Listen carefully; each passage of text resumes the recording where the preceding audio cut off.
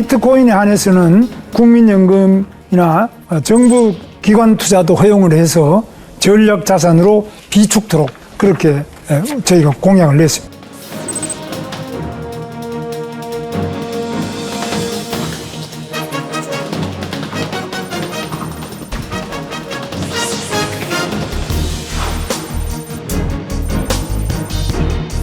국제적인 동향을 갖다가 안 볼 수가 없기 때문에 제도화하는 부분에 있어서 조금은 보폭을 조금 더 빠르게 갈 준비를 하고 있다.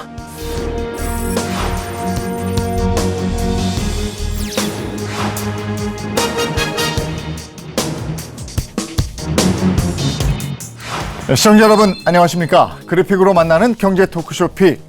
복잡한 경제 이슈를 쉽고 명확하게 전달해 드리겠습니다. 오는 6월 대통령 선거를 앞두고 여야 대선 주자들이 가상자산 시장 활성화에 공을 들이고 있습니다. 1,600만 명이 넘는 투자자들의 표심을 잡기 위한 행보로 보이는데요. 양당의 주요 공약은 무엇이고 현실성은 있는지, 우리 경제에는 어떤 영향을 미칠지 관련한 궁금증들을 낱낱이 분석해 드리겠습니다. 경제 토크쇼 픽 시작합니다.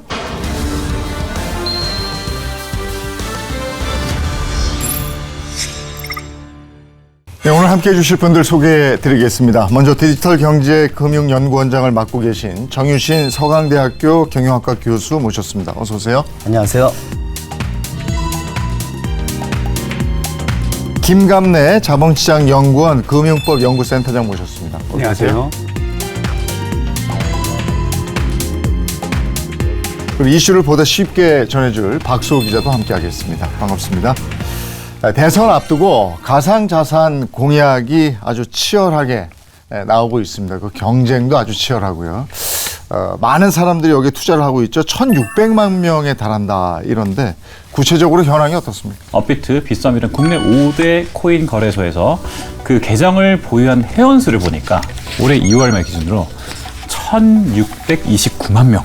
근데 이게 이제 중복돼 있잖아요. 뭐 업비트에 할 수 있는 사람도 있고 뭐 빗썸에도 할 수 있는 사람이 있으니까 그걸 좀 빼보면 한 1,516만 명이다 이렇게 이야기를 나오고 있습니다. 그러면 여기서 남성이 한 1,000만 명, 여성이 한 500만 명. 남성들이 조금 더 열심히 많이 하는 것 같은데 이 연령대별로 보니까 30대가 압도적으로 많았습니다. 네, 30대가 451만 명이고요. 보유 가상자산 규모별로 보면 100만 원 미만이 1,260만 명. 그러니까 한번 해보자. 네. 뭐 이런 사람들이 좀 많은 것 같고 1억 원 이상이 16만 명이라는 거예요. 네. 종합해보면 저액 다계좌 구조다 이렇게 정리할 수 있겠습니다. 이게 왜냐하면 100만 원 넣어놓고 좀 견디면 1억이나 10억 되더라 뭐 이런 것 때문에 막 넣어놓는 분들도 있는데 가상자산 투자가 급증한 배경은 뭐라고 보십니까? 최근 한 1년 정도만 보게 되면 글로벌 시장에서 변화가 있었던 것 같아요. 그러니까 미국에서 특히 이제 그 이더리움하고 비트코인 이제 현물 ETF를 갖다 이제 그 출시를 했는데 이게 이제 뭐 기관 투자 자금이 들어오게 되는 그런 기폭제가 되면서 상당히 큰 영향을 줬고요. 또 무엇보다 중요한 거는 이제 트럼프 차기 2기 정부가 시작이 되면서 친가상자산 또 친 그 비트코인, 친 스테이블 코인 정책이 이제 시작이 되면서 그러니까 이게 이제 금융이 이때까지는 이제 좀 변방에 있다가 중심으로 이동을 하고 있다. 또 미국이 지금 워낙 지금 뭐 제도가 또 빠르게 지금 만들고 있기 때문에 이게 이제 큰 영향을 주고 있는 것 같습니다. 일단 그 국내 가상자산 투자자들이 해외 투자자들에 비해서 굉장히 스마트한 투자자들이에요.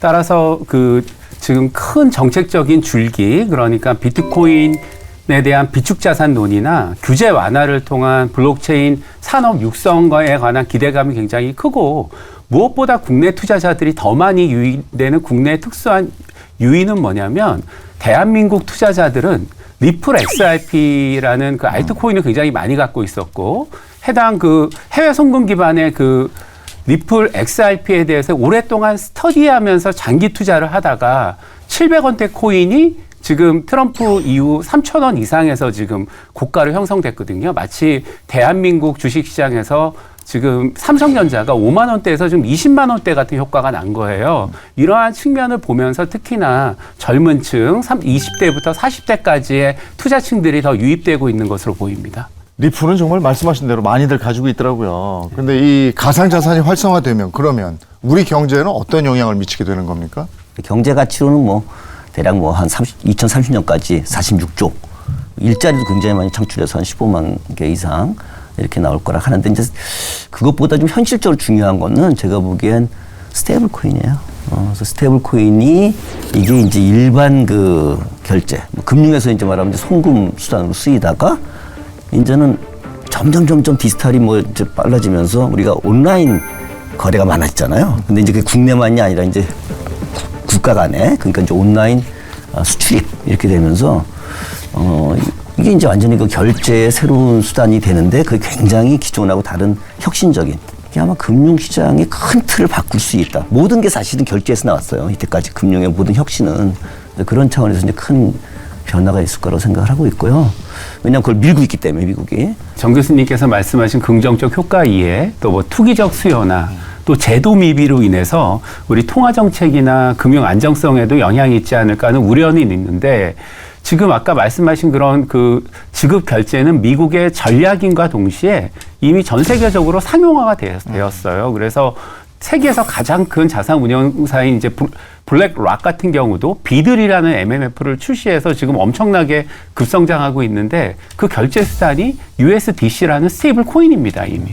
따라서 지금은 긍정론이나 부정론을 우리가 면밀히 보고 해외 동향 살펴가지고 제도 채택할 때가 아니에요. 일단 우리도 금융산업으로 블록체인이 한 축을 담당하니까 하면서 부작용을 최소화하는 쪽으로 어떻게 집행할지가 지금 핵심이 되었습니다. 네. 자, 처음에 저희가 말씀드렸듯이 1,600만이 지금 투자를 하는 어마어마한 규모의 시장입니다. 그렇다 보니까 6월 3일에 대선에서 표심을 잡기 위한 각 당의 공약이 또 나오고 있는데 이거 한번 살펴볼까요? 네, 그렇습니다. 양당이 지금 현재 그 가상자산 공약을 계속해서 경쟁적으로 발표하고 있습니다. 더불어민주당의 경우에는 가상자산의 제도권 편입 이런 것들이 가장 중요하게 생각하고 있고 또 투자자 보호 여기에 방점을 좀 찍고 있습니다.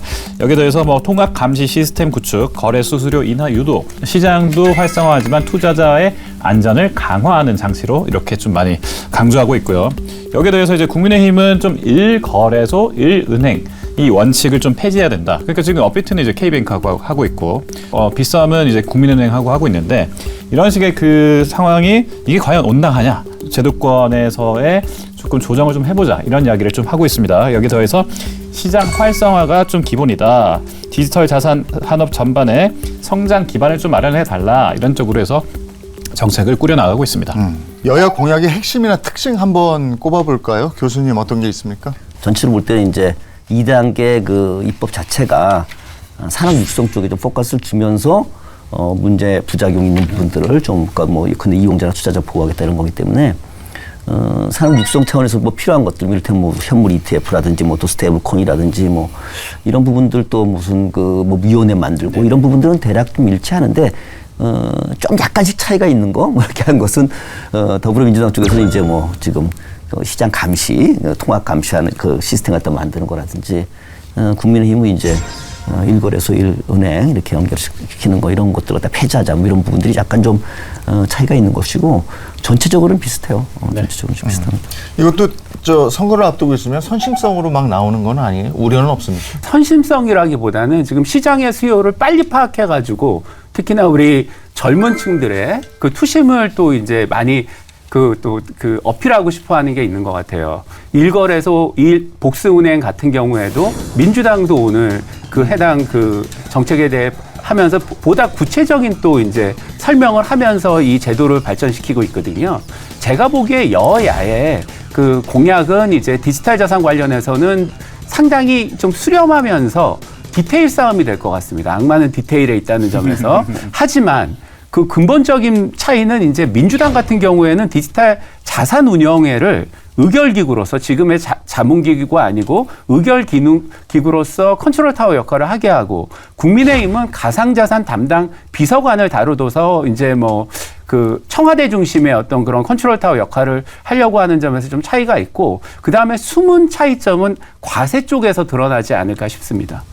양당 국회의원들 중에 이거 전문가 좀 되는 식견을 가지고 있는 분들이 있습니까? 그 직전 이제 그 국회에서는 윤상현 의원이 이제 그 여당 쪽에서 많이 좀 활동을 했었는데 지금은 이제 정무위에 있는 소속돼 있는 국회의원들이 좀 많이 움직이고 있고 야당에서는 뭐 민병도 의원이나 김병욱 의원이나 이현주 의원이나 이런 분들이 이제 굉장히 목소리를 많이 내고 있는데 이전의 국회에 비해서 지금 이번 국회는 상당히 관심도가 높다는 게 저는 좀 긍정적으로 보입니다. 이 여야 공약에 대한 그 반응들은 어떻습니까? 뭐 ST1이 뭐 다 나왔었다가 또 안 됐었기 때문에 이제 그런 부분에 대한 빨리 이게 좀 이루어졌으면 좋겠다. 이제 그런 기대감들이 많이 있고 새로 나온 것들이 있잖아요. 또 스테이블 코인이라든지 또 현물 ETF 이런 부분들이 또 되면 아무래도 좀 시장이 활성화되겠다. 지금까지 이제 거래 중심으로 돼 있다가 사실은 이제 좀 그 거래도 운용 시장 이런 부분들이 제대로 작동할 수 있는 그런 인프라가 사실 제대로 없었다가 이런 부분들을 지금 막 얘기를 하고 있는 거거든요. 그래서 현재 있는 그 제도 장치하고 어떤 컨플릭트가 있는지 어떤 식으로 좀 이렇게 순서를 밟아 나가야지 문제 없이 나갈 수 있는지 이런 부분들이 좀 꼼꼼하게 챙기는 게 중요할 것 같습니다. 지금 여야의 공약에 대해서 실현 가능성은 굉장히 높다고 보는 게요. 지금 스테이블 코인, 그 다음에 그 법인 실명 계좌, 그 다음에 일거래소 복수은행, 이거 다 OECD 주요국에서 이미 하고 있는 거고요. 네네. 특히나 트럼프 정부 출범 이후로 전 세계에서 앞다투어서 지금 하고 있는데 우리나라는 지금 그 계엄 사태 이후에 좀 국정 공백이 좀 있었어요. 그때 해야 될 여러 가지 일들을 지금 미뤄진 측면에 있어가지고 어쨌든 이 공약은 이제 우리가 새롭게 무언가를 할 수 있다라는 선택의 문제가 아닌 좀 굉장히 필수적인 특히나 우리 국가 경쟁력과도 관계된 그런 측면이 있다고 봅니다. 양당 가상자산 정책 중에서 이런 거는 실현 가능성이 아주 높다. 아니면 이런 거는 정말 빌공짜 공약 아니냐. 지금 현재 우리가 갖고 있는 여러 가지 제도적인 제약이라든지 이런 것들하고 좀 연결해서 좀 늦어질 수 있는 거. 결국 시간 문제예요. 그래서 이를테면 법인 이제 계좌 갖다 허용을 하고 이렇게 했는데 단계 갖다 밟아놨잖아요. 근데 이제 그대로만 보면 사실은 저희가 이제 현물 ETF 같은 거 지금 하겠다고 했지만 현물 ETF 하려면 그 상장식 펀드 아니에요. 이게 되려면 사실은 이제 수탁제도 같은 것들이 돼야 되고 그러려면 금융회사들이 들어와서 그걸 갖다가 운용을 해줘야 돼요. 제도적으로. 그렇죠. 누가 그걸 하겠어요? 근데 금융 쪽은 지금 좀 겁이 나니까 지금 법인에 단계 없어요. 다 끝에 가서 이제 한번 보고서 하겠다 이런 거기 때문에 어떤 것들을 먼저 해가지고 해나가야 시너지가 날 수 있는가 이런 부분들 좀 잘 챙겨야 될 것 같습니다. 투자자 입장에서는 그 공약 중에서 이런 부분은 좀 주목해 보세요 하는 게 있으면 뭐가 있습니까? 개인도 사실은 기관이 들어와야 되잖아요. 그래서 기관이 들어오면 이제 일단 덩치가 커지니까 그러면 이제 수요가 많아지니까 가격이 오르겠지 이런 생각 한단 말이에요. 그래서 현물 ETF 이런 게 아마 지금 언제 어떤 스케줄로 이런 게 굉장히 중요할 것 같다는 생각을 개인적으로 하고요. 또 하나 이제 과세죠 어쨌든 세금 때리면 이제 기대 수익이 낮아지는 거니까 그래서 이걸 어떻게 할 건가 이런 부분들이 관심이 있을 거고 좀 이거하고는 좀 다르지만 이제 이를테면 불공정거래 갖다 잡아주고 이런 부분들이 있으면 사실 이제 그 신용하고 관련되는 거니까 이제 더불어민주당 같은 경우에는 그 시장 통합 감시 시스템 같은 걸 만들고 또 국힘도 이제 다 그런 분들 앞으로 얘기하겠지만 이제 그런 부분들에서 굉장히 좀 신경을 쓰게 될 것 같아요. 일단 가장 그 임팩트가 큰 거는 무엇보다 가상자산 기본법 제정이 가장 임팩트가 큽니다. 그래서 기본법을 통해 가지고 발행인 자격하고 공시제도가 만들어지면 이제 한국형 ICO가 허용되는 거고요. 그리고 그 여러 이제 분들께서 말씀하신 그런 가상자산 업자 관련된 문제도 가상자산 사업자 규제, 그러니까 진입 규제, 행위 규제를 두면 또 이제 되는 것이고 스테이블 코인의 근거 규정을 만들고 자유 규제의 근거 규정을 만들어서 기본법을 만들면 생태계가 형성되기 때문에 그 가장 큰 임팩트가 있을 것 같고요. 또 하나가 이제 토큰 증권 관련해 가지고 지금 현재 국회에 발의 중인 자본시장법과 전자증권법 개정안이 통과되면은 굉장히 또 큰 임팩트가 있을 것으로 봅니다. 그럼 우리나라 현재 가상자산 법 제도가 어느 정도 정비돼 있어요? 기본법 1단계 기본법이 지금 작년 7월 19일인가 그때 이제 발효가 됐으니까 지금 한 1년 돼가는 거죠. 지금 이제 한 10개월 정도. 그건 이제 이용자, 투자자 이제 보호에 관한 또 그리고 이제 좀 불공정 거래, 시세 조정이라든지 이런 것들 이제 잡겠다는 거였으니까 본격적으로 지금 사실은 이제 우리가 신사를 얘기하려면 이제 육성이잖아요. 그래서 그냥 그 거래소에서 그냥 거래하는 사고 파는 이런 것이 아니라 운용이란 컨셉에서 이렇게 좀 하는 그런 시장 주로 이제 뭐 수탁제도라든지 공시, 뭐 평가, 뭐 진입 규제, 뭐 영업 규제, 뭐 이런 것들을 통해 가지고 이를테면은 이제 그런 시장의 인프라 갖다 만들어줘서 그런 시장을 키워주는데 사실 이제 그거보다 아까 우리 김 센터장님 말씀드렸지만 좀 더 그러니까 신산업처럼 확장성을 가지려면 ICO에 대한 얘기가 나와야 돼요. 그러니까 뭐 ICO는 이제 아시죠? 근데 코인, 그러니까 이니셜 코인 오퍼링인데 코인을 발행해서 이제 그 마치 IPO 하듯이 자금 조달할 수 있는 그런 구조가 돼줘야 진정하게 이제 신산업이 커지게 되는데 이제 좀 우려도 좀 있기 때문에 좀 시간이 걸릴 거예요. 우리가 이미 법을 만든 게 있습니다. 특급법 관련해 가지고 이제 그 자금 세탁 방지 체계를 만들었고 또 이제 가상자산 이용자 보호법 1단계 입법에서 시장 감시 시스템을 만들었거든요. 근데 두 가지가 지금 세계적 수준이에요.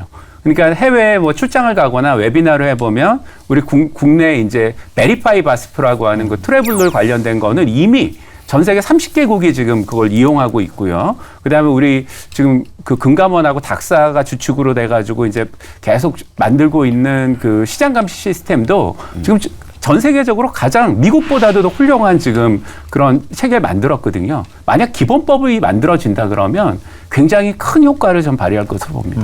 2단계 입법은 올 하반기부터 이루어질 예정이다 이렇게 되어 있는데 어떤 내용이에요? 대략적으로 뭐 아직까지 뭐 구체로 나오지는 않았지만 아까 말씀드렸듯이 산업 육성 쪽에 이제 포커스가 있으니까 물론 이제 뭐 의원들 안에 따라 조금 차이는 있는데 더민의 이제 그 문병도 의원 안을 이렇게 보게 되면 중심이 이제 그 산업 육성에 있으면서 디지털 자산이 뭔지 좀 분류를 좀 명확히 하자. 사실은 뭐 가상자산 이렇게 했잖아요, 그죠? 근데 사실 또 미국에서 또 디지털 자산이라고 또 표현을 하고 있거든요. 또 어딘 또 뭐 유럽에서 또 크립토 뭐 이렇게 하고 있기 때문에 이런 부분에 대해서 좀 정의를 좀 명확히 하고 왜냐면 굉장히 다양한 종류가 있으니까 그러면서 이제 그 산업 육성을 얘기를 하고 그다음에 이제 이게 산업 육성을 위해서 가장 중요한 게 이 발행하고 유통을 분리해서 이게 그렇지 않으면 또 여기 가지 그 예상충 이슈가 있으니까 그런 부분들을 분리해서 이제 준비한다라든지 뭐 기본은 또 이제 불공정 거래 어떤 이제 규제하는 거 이런 부분들 내용으로 좀 돼 있습니다.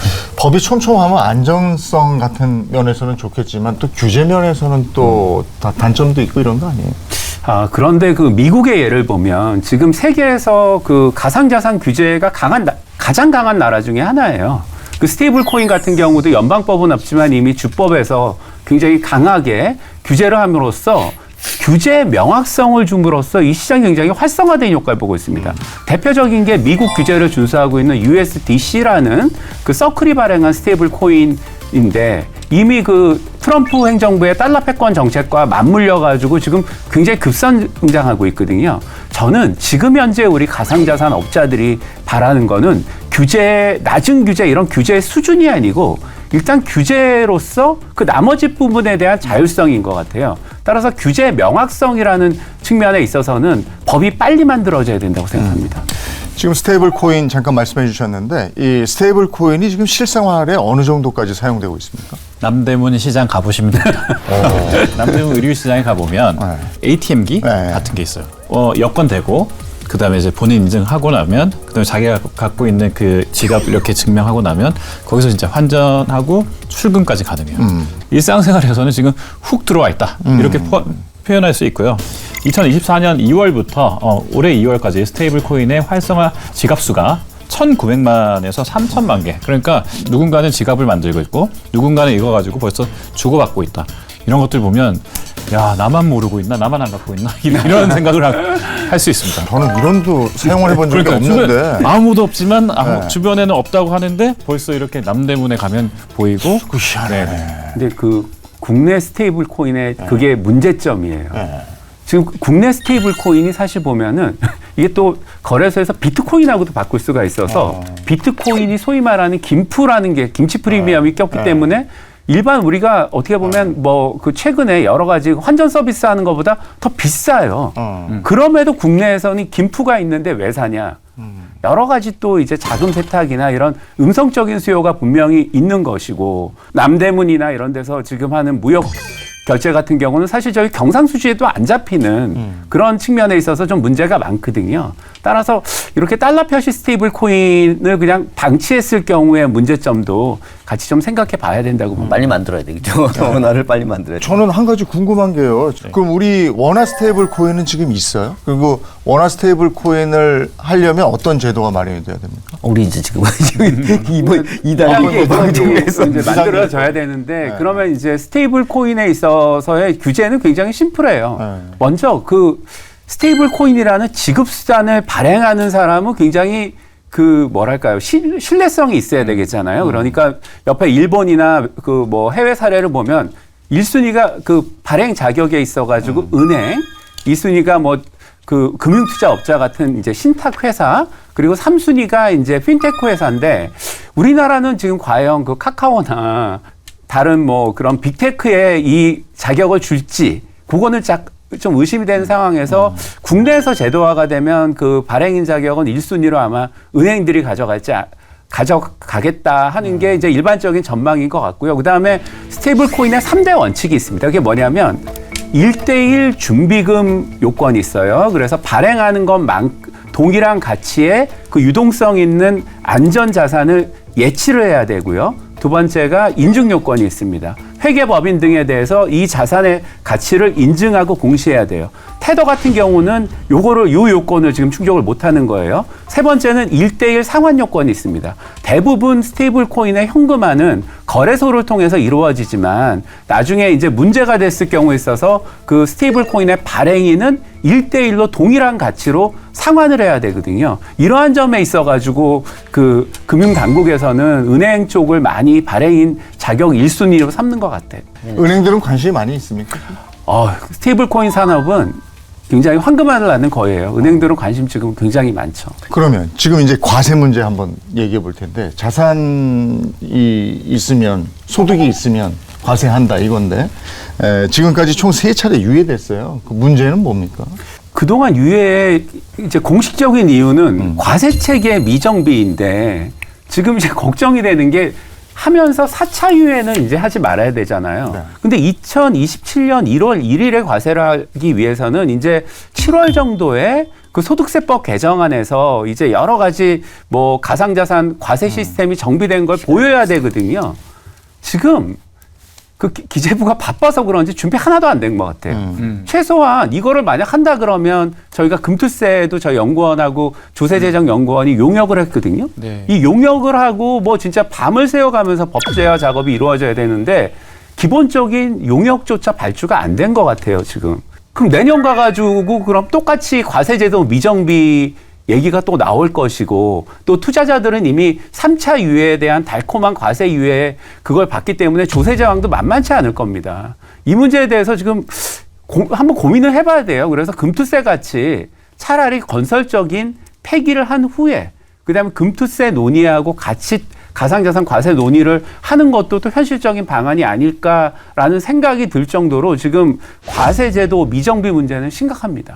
해외에서는 그럼 가상자산 투자 어떻게 규제하고 있습니까? 이전에 뭐 바이든 행정부 때 이제 그 현물 ETF, 그러니까 비트코인 기반 현물 ETF는 이미 승인이 났고요. 이거 홍콩 또 따라하고 있고요. 그다음에 그 밖에 나라 중에 영국, 그다음에 EU, 홍콩, 일본 이런 쪽에서 계속해서 이제 관련 법제화를 하고 있는데 EU 같은 경우는 미카라고 해서 이제 통합 규제 체제를 도입했다. 이런 것들이 조금 눈여겨볼 만하고요. 그 영국은 또 EU하고 조금 다르긴 하지만 그래도 좀 유연한 규제 도입을 좀 하고 있다. 이런 점에서 봤을 때 각국은 그래도 좀 빠르게 움직이고 있다 이렇게 볼 수 있겠고요. 우리나라는 이제 대선 이후에 이제 누가 대통령이 될지 모르겠습니다만 차기 정부가 나오기 시작하면 좀 이것도 정비가 빠른 시간 내에 될 수 있을 것 같습니다. 이게 이미 해외 선례가 있는 거기 때문에 해외를 네. 쭉 비교해 보면 되잖아요. 우리는 역시 미국 거 쫓아가는 겁니까? 근데 이게 지금 미국의 통합법 체제가 있지만 또 일본의 또 개별법 체제도 잘 작동하고 있어요. 근데 중요한 것은 기능별 규제 내용에 있어서는 글로벌리 수렴하고 있다는 거예요. 네. 그 이유 중에 하나가 이미 뭐 아이오스코나 페데프, BIS 같은 국제기구에서 표준화 작업을 논의하고 있죠. 이런 상황 속에서 보면은 제가 보기에는 이제 이 규제 측면에 있어가지고 이제 차이점은 또 그 어떻게 보면 가상자산 정책기구나 감독기구의 이제 이런 측면이 굉장히 중요한 것 같고 거기에 대해서는 정유신 교수님께서 좀 의견이 있으실 것 같습니다. 아니, 그런 건 아닌데 지금 말씀 주셨듯이 이제 이런 가상자산, 디지털 자산의 특징이 좀 더 주식이나 채권이나 이제 기존의 전통적인 어떤 그런 우리 자산 대비 훨씬 글로벌적이에요. 그리고 또 이게 360을 24시간 돌아가잖아요. 그래서 아이가 시간 공간 제약이 없이 이렇게 되어 있는 상태이기 때문에 글로벌 종합성을 갖지 않게 되면 여러 가지 이슈가 생길 거예요. 그래서 새로운 어떤 그런 기술 나오고 제품 나오면 표준 따지잖아요. 사실은 이제 그게 굉장히 중요한 게 지금 가상자산이다 이렇게 생각이 되기 때문에 해외 쪽에 일어나는 부분들 갖다 빨리빨리 우리가 좀 캐치해가지고 같이 쫓아가서 만드는 것이 굉장히 중요하다. 아까 은행 얘기 잠깐 했는데 은행이 본격적으로 시장 진출에 나서겠다. 이러면 뭔가 그 전에 준비되는 게 있어야 될 텐데 이를테면 무슨 가상자산 실물 계좌 이런 게 네. 은행에 있고 막 이래야 되잖아요. 수탁이라든지 이런 부분들이 들어와야 되는데 은행 혼자 할 줄 몰라요. 그러니까 그래서 이제 여기마다 은행마다 이제 그 수탁할 수 있는 회사들을 같이 붙여서 지금 조합을 만들고 있어 조를 짜고 있는 중입니다. 그래서 이런 것들을 보면 은행이 왜 그러면 이런 것들을 하냐? 법인 계좌가 들어온다는 게 어떤 의미냐면 야 비트코인이 좀 잘 될 것 같은데 이렇게 생각하면 야 우리도 좀 이제 그 회사에 좀 노는 돈 있으니까 좀 굴려보자. 근데 법인이 만약에 상장사다. 그러면 어떻게 할 거야? 이 상장사는 그 회계 기준에 맞춰서 이거에 따라서 그러면 이익이 나고 손해가 나고 이런 것들을 계속 보고를 해야 되는데 이걸 내가 비트코인 맨날 보고 있으면서 이렇게 3개월마다 추정해가지고 이걸 내기가 굉장히 힘들어요. 그러니까 은행한테 이제 그것도 이제 좀 잘하는 은행한테 맡겨놓으면 은행이 알아서 착착착착 해서 이제 수탁해놓고 이 수탁한 회사가 또 다른 데 이렇게 운영을 좀 해서 다시 딱 보고를 짠 해주면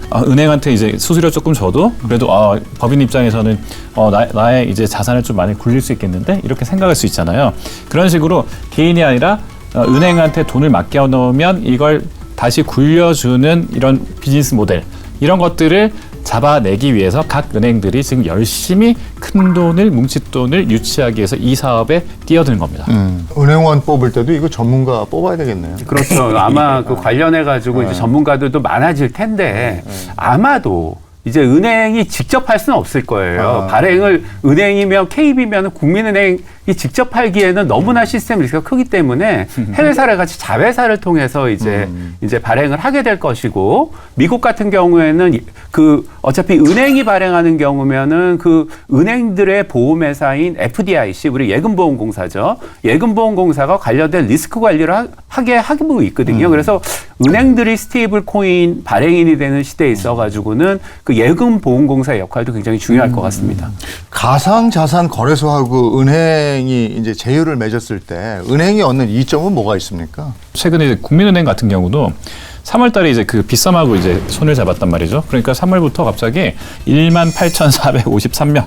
평소 비슷한 시기 대비 전년 대비 4배 이상 늘었더라. 신규 가입자가. 혹시 뭐 다른 은행 업무도 보실래요? 뭐 이렇게 하실 수 있는 그 여건이 많이 마련되잖아요. 그래서 그런 부분에서 연간 파생 어떤 서비스를 제공할 수 있는 기회가 됐다. 이런 부분이 좋을 것 같고요. 이제 국내에 이제 7개 가상자산 그 보관 사업자가 있어요. 그럼 여기는 다 사실은 각 은행들이 조금씩 투자를 해놓은 거거든요. 근데 이 수탁구에 지금 돈이 얼마나 들어왔냐면 13조 8천억 정도 됩니다. 그 전년 말에 대비해서 2조 9천억 증가했다 그러니까 27% 가까이 계속 증가하고 있다는 겁니다. 그러니까 이게 수탁 이런 거와 관련돼 있어서 이게 뭐야? 이거 뭐 지금 시행됐어? 이러고 있는데 조용히 금융위원회 산하에서 7개 수탁 회사가 이미 이렇게 뒤에서는 움직이고 있다는 겁니다. 그러니까 이게 전면적으로 야 이제 너 열심히 해봐라고 하면 얼마나 커질지는 지금 이 수치만 봐도 굉장히 좀 폭발적으로 잠재력이 있다 이렇게 볼 수 있는 겁니다. 은행권에서 가상자산 거래 규제를 풀어달라 하고 있다는데 그럼 은행권이 원하는 방향대로 규제를 풀어주는 그쪽으로 가고 있는 겁니다. 그렇게 가면 안 되죠. 왜냐하면 은행도 굉장히 중요한 스테이블 코인 시대에 있어서 플레이어지만 또 뭐 관련해 가지고 금융투자업자인 여러 가지 또 크립토 전문화된 신탁 서비스가 있고 또 그다음에 다른 뭐 핀테크 회사들도 있잖아요. 경쟁 속에서 일단은 발전이 있는 거고 은행은 무엇보다도 규제를 푸는 것도 중요하지만 은행 발행 스테이블 코인의 생태계를 또 만들어가는 것도 굉장히 또 중요하거든요. 결국에 은행들의 규제 완화라는 측면에 있어서는 은행의 어떤 그 은산분리적 관점에서 접근하면 안 되고요. 은행이 갖고 있는 여러 가지 또 네트워크 측면, 그 다음에 또 가상자산 거래소가 갖고 있는 디파이 쪽에서의 어떤 전문성이나 네트워크, 다른 가상자산 업체나 핀텍 업자들의 어떤 이런 경쟁력, 이런 것들이 그 어떻게 보면은 균등한 운동장에서 맞물려서 이렇게 이루어지도록 할 때 대한민국 디지털 자산 시장 혁신과 또 여러 가지 투자자들의 효용이 높아질 거라고 생각합니다. 그럼 앞으로 우리나라 가상자산 시장의 규모가 어느 정도까지 커질까요? 미래는 어떻게 보십니까, 교수님은? 사실 굉장히 뭐 폭발적으로 클 수 있을 거로 보이는데 이제 중요한 게 이제 미국이 그다음에 RWA를 확산시키고 있잖아요. 이 RW 시장이 엄청나게 커질 거라고 보게 되면 이쪽은 시스템을 다 바꿀 수도 있다. 상당히 하이브리드로 이제 그렇게 된다고 생각하면 시장이 계속 커질 수 있는 거 아니에요? 시장이 커질 수 있으면 물론 너무 빨리 커져서 가격 변동이 심하면 리스크도 뭐 생기고 사고도 나겠지만 방향성이 계속 시장이 커지는 쪽으로 간다고 하면 이거는 굉장히 큰 산업인 거예요. 지금 이제 가상자산 시장이 굉장히 좋아요. 지금 좋은 이유 중에 하나가 그 이더리움의 팩트라 업그레이드가 좀 성공적으로 정착될 것 같은데, 그러니까 여러 가지 다른 이제 알트코인들과 협업을 해가지고 상호 호환성이나 확장성도 굉장히 높이고 사용자 친화적으로 이제 가겠다는 거거든요. 그다음에 미국의 이제 예탁결제원 DTCC가 구축한 컴포저 X라는 그 플랫폼도 그 이더리움 이외에도 여러 가지 뭐 아비트럼이나 베이스 같은 5개의 이제 가상자산이 있고 10개까지 늘릴 생각이에요. 이렇게 제도적인 어떤 경향 그리고 앞으로의 이제 기술 발전을 생각하면 국내 가상자산 시장도 더 지금 확대될 우려가 이제 있는데 한 가지 우려가 있습니다. 우리나라 같은 경우는 이렇게 국제 글로벌한 가상자산 규모 확대에 있어가지고 부작용이 매우 클 거라고 봐요. 왜? 잡코인이 너무 많아요, 지금. 그래서 이 잡코인을 어떻게 정리할지에 대해서도 뭐 소위 말하는 그 상장 정책, 거래 지원 정책이나 이런 걸 통해 가지고 좀 우리 투자자들이 소프트 랜딩할 수 있는 그게 굉장히 필요하다고 봅니다. 이런 것 외에도 또 어떤 정리가 필요할까요? 육성과 이 규제 안정을 갖다 분리하는데 잘못된 생각이에요. 제가 보기에는 판단이 중요해. 이게 신산업이냐? 앞으로 굉장히 클 수 있고 많은 고용을 창출하고 우리나라 그 성장을 높일 수 있는 거냐? 만약에 그렇다 그러면 무조건 글로 가야 되는데 초기엔 무조건 부작용이 다 있잖아요. 새로운 게 어떻게 완전한 게 어디 있습니까? 그러면 그 부작용을 어떻게 줄일 거냐라고 디자인을 하고 순서를 잡고 이렇게 하는 것이 중요한 거지. 야, 안정이냐? 뭐 성장이냐? 아, 그거 잘못된 생각이에요. 저는 그렇게 하면 맨날 그 시간만 끄는 거예요. 정말 밤새서라도 이거는 서로 토론해서라도 정리를 해야 되고 만약에 그렇다 그러면 빨리 가야 돼요. 그 정 교수님 말씀에 이어서 드리면 지금 그 토큰 증권하고 스테이블 코인이 쓰이는 그 실물 자산 시장, 그러니까 RWA 시장이 지금 매우 중요한데 우리나라는 지금 한 3년 전부터 입법 논의만 있고 지금 이게 입법이 지연됨으로써 지금 도산하는 기업도 있고 또 이제 3년 전과 비교해서 지금 글로벌 기술 격차가 너무 많이 나 있어요. 지금 이거 골든타임 놓치지 않느냐는 이런 생각도 드는데 한 가지 저는 이제 대안을 제시한다 그러면 우리나라가 그 정부에서 컨트롤타만 확실하면은 인프라 만들어 놓고 육성하는 거 굉장히 잘해요. 그러니까 인프라를 만들면 다른 주변에서 중소업자들이 이제 아이디어만 가지고도 이 시장에 접근할 수 있거든요. 그 2월에 미국 예탁결제원인 DTCC에서 컴포저 X라는 디파이하고 전통금융을 합친 그 인프라를 지금 구축해가지고 지금 굉장히 확산되고 있고 성공을 했거든요. 우리나라 역시도 지금 예탁결제원이나 코스콘 같은 데서 이런 인프라를 지금 구축은 하고 있는데 정책적인 지원이 지금 하나도 없고 힘을 실지 못하는 실정입니다. 따라서 이러한 측면에 있어가지고 우리도 한국형 컴포저 X 같은 그런 인프라를 공공 인프라도 만들고 뭐 민간에서 두나무 빗성 같은 대기업들도 글로벌 경쟁력을 갖추고 이런 측면에 있어가지고 지금이라도 조금 좀 정신을 차리면 아주 골든타임은 놓치지 않은 거다 이렇게 생각합니다. 예, 오늘은 대선을 앞두고 화두로 떠오른 가상자산 제도화에 대해서 쭉 얘기를 나눠봤습니다. 우리나라 가상자산 시장의 새로운 전환점이 될 수 있도록 정치권의 약속이 체계적으로 잘 실행이 됐으면 좋겠습니다. 오늘 경제 토크쇼 픽 여기서 인사드리겠습니다. 고맙습니다.